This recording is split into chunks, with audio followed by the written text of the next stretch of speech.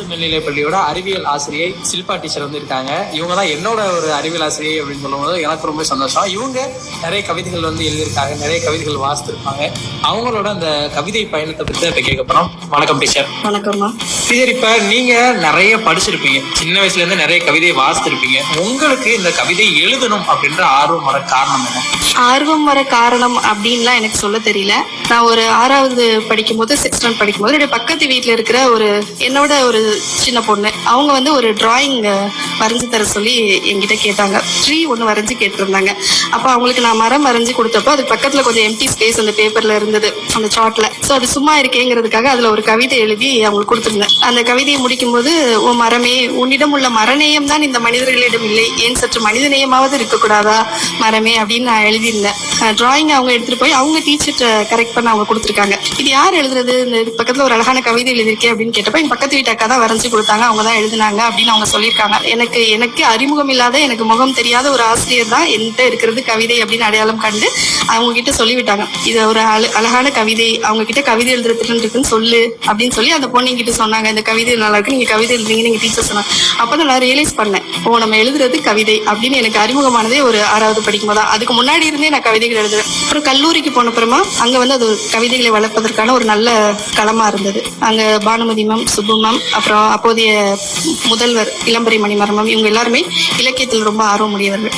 அவங்க என்னுடைய கவிதை திறமையை அடையாளம் கண்டு ஒரு கவிஞராக்கி நிறைய புத்தகங்களை நிறைய நாளிதழ்கள்ல எழுத வச்சு முதல்ல 2004 கவிஞர் அப்படிங்கிற பட்டம் எனக்கு குருகுல தென்றல்ல இருந்து கிடைச்சது. 2005 என்னுடைய முதல் கவிதை புத்தகமான தொடுவான தொலைவுகளை நான் அந்த கல்லூரி மாணவியா இருக்கும் போதே வெளியிட்டேன். கவிஞர், அதுக்கப்புறமா ஒரு கவிஞராக எனக்கும் இந்த உலகத்திற்கும் நான் அறிமுகமானேன். இப்ப நீ இந்த மாதிரி நிறைய கவிதைகள் வந்து எழுதிருப்பீங்க. ஒவ்வொரு கவிஞரும் நிறைய கவிதை எழுதியிருந்தாலும் ஏதோ ஒரு விஷயம், ஏதோ ஒரு மைய கருத்து அப்படிங்கிறது அவங்களோட அந்த கவிதையை வந்து எழுதுற இன்னும் கூடும். அப்படி உங்களோட கவிதைகள்ல அதிகமா தென்படக்கூடிய ஒரு வாசம், அதிகமா தென்படக்கூடிய ஒரு விஷயம் என்ன சொல்லுவீங்க? நான் என்னுடைய முதல் புத்தகத்திலேயே என்னுடைய கவிதைகளை பற்றி ஒரு அறிமுகம் செய்திருப்பேன்.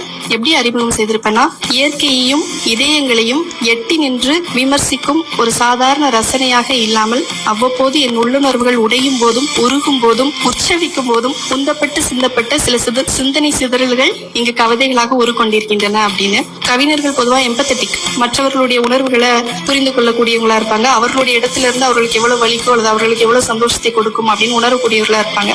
மற்றவர்களுடைய உணர்வுகளுமே நம்மள ரொம்ப பாதிக்கும் போது, நம்ம நிகழும் போது எழுதக்கூடிய வரிகள் தான் கவிதைகளா வருது.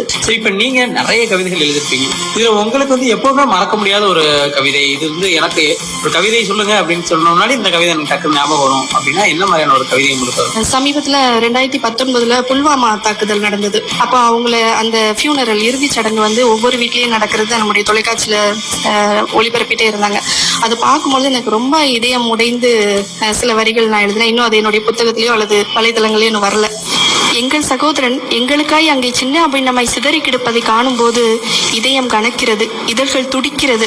எங்கள் சகோதரனை உருத்தெரியாமல் உருக்குலைத்தவனின் சட்டையாவது பிடித்து விட வேண்டாமா என சாடி பதைக்கிறது மனது அப்படின்னு அந்த கவிதையில சில வரிகள் இருக்கும். நம்ம நிறைய விஷயத்த ரசிக்கிறோம், நிறைய விஷயத்த பாக்குறோம். அதுல இருந்து அந்த கருப்பொருளை எடுத்து அதை எப்படி கவிதையை மாற்றலாம்? கவிதையே நம்ம எழுதணும் அப்படின்னு நினைச்சோம்னா நம்ம பிறருடைய உணர்வுகளை அதிகமா புரிந்து கொள்ளணும். அப்பதான் நமக்கு கவிதை வரும் இருக்கும். மற்றபடி இந்த கருப்பொருளை வச்சு எழுதணும் அப்படின்னு உட்கார்ந்து எழுதின கவிதைகள் ரொம்ப கம்மி தான். எதுதான் நம்ம மனசை பாதிக்குதோ, எதெல்லாம் அளவுக்கு அதிகமா சந்தோஷத்தை கொடுக்குதோ அதுதான் நம்ம வந்து கவிதைகளா வடிக்கிறோம். பிறருடைய உணர்வுகளையும் நம்முடைய உணர்வுகளையும் ஒரு அழகான நம்ம வந்து தமிழ் மொழிக்கு சொந்தக்காரர்கள், உலகிலேயே மிக அழகான மொழி அது. அதுல வடிவமா வெளியிடும் போது அது கவிதையாகுதுன்னு நான் நினைக்கிறேன். கடைசியா ஒரு கவிதையோட முடிச்சுக்கலாம். உங்களுக்கு ரொம்ப பிடிச்ச ஏதாச்சும் ஒரு கவிதையை பேசணுங்களா? வியாபாரம். மகளுக்கு வரன் பார்த்தார் ஒரு புள்ள தந்தை. இறுதி கட்ட தேர்வில் 2 மாப்பிள்ளைகள். ஒருவன் பொறியியல் வல்லுநன், மற்றவன் வருவாய் அதிகாரி. தராசு தட்டில் வைத்து எடை பார்த்தார் அப்பா. வருவாய்த்துறையின் வருமானம் கனத்து தாழ்ந்தது. செலவு சற்று அதிகமெனினும் அதற்கே சம்மதித்தார். அவருக்கு ஒரு சிறு குழப்பம். நடப்பது நிச்சயம் வியாபாரம்தான். அதில் நான் விற்கிறேனா வாங்குகிறேனா? விற்றாலும் வாங்கினாலும் நஷ்டம் என் பக்கம்தான். குழப்பத்தை குப்பையிலிருந்து விட்டு கடைவீதிக்கு புறப்பட்டார் கடன் வாங்க. அது வரதட்சணை கொடுமையே கொஞ்சம் மறைமுகமான ஒரு சின்ன சாடல் மாதிரி. ஒரு அழகான ஒரு கவிதை, ஒரு சின்ன ஒரு 3 வரிக்குள்ள எப்படி நமக்கு தேவையான, நம்ம சமூகத்துக்கு தேவையான மொத்த கருத்துக்களை வந்து சொல்லலாம் அப்படிங்கிறத ரசனையோடய சொல்லியிருக்கீங்க. இப்ப நம்ம மக்களுக்காக ஒரு கவிதை தினத்துக்கான ஒரு வாழ்த்துக்களை, இன்னைக்கு உலக கவிதை தினத்துக்கான ஒரு வாழ்த்துக்களையும், நம்ம கவிஞர்களுக்காகவும் உங்களுக்கு பிடிச்ச உங்களோட மனம் கவிழ்ந்த கவிஞர்களுக்காகவும் ஒரு வாழ்த்துக்களை தெரிவிங்க. உலக கவிதை தினத்துல உங்களை சந்திச்சு கிடைச்சதுல, கவிதைகளை பற்றி சில வரிகள் பேச முடிஞ்சதுல எனக்கும் நிறையவே சந்தோஷம். பாடல்கள், கவிதைகள் இல்லாத விழாக்களை நம்மளால கற்பனை கூட செய்து பார்க்க முடியாது. அதனால இந்த உலக கவிதை தினத்தன்னைக்கு கவிஞர்களுக்கும், கவிதையை நேசிப்பவர்களுக்கும், கவிதை வாசிப்பவர்களுக்கும், கவிதை எழுதுபவர்களுக்கும் என்னுடைய வாழ்த்துக்களை தெரிவித்துக் கொள்கிறேன். அதே மாதிரி என்னுடைய மாணவனோடு இவ்வளவு நேரம் அமர்ந்து இவ்வளவு விஷயங்களை பகிர முடிஞ்சது அப்படிங்கிறதுல எனக்கு ஒரு அடிஷனல் சந்தோஷம் அப்படின்னு சொல்லலாம். நன்றி. எனக்குமே ரொம்ப வருஷத்துக்கு அப்புறம் உங்களோட பேசினது, உங்களோட கவிதைகள்லாம் கேட்டது ரொம்ப சந்தோஷம் தான். ரொம்ப நன்றி மேம்.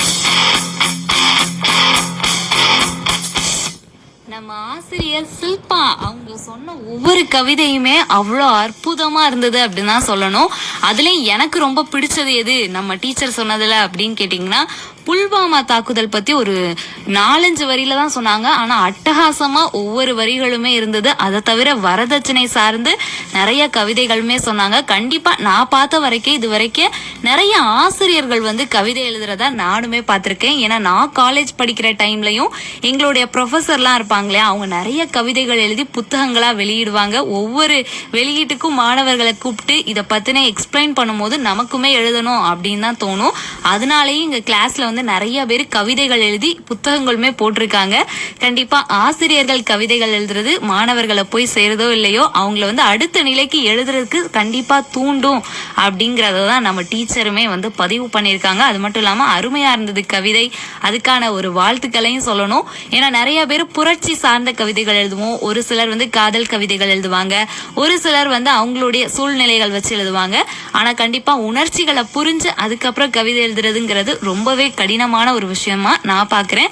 அதை வந்து நம்மளுடைய ஆசிரியர் சூப்பரா நமக்குமே சொல்லியிருக்காங்க. வாழ்த்துக்களை சொல்லிட்டு இப்போ ஒரு நேயருமே இணைஞ்சிருக்காங்க. வணக்கம்.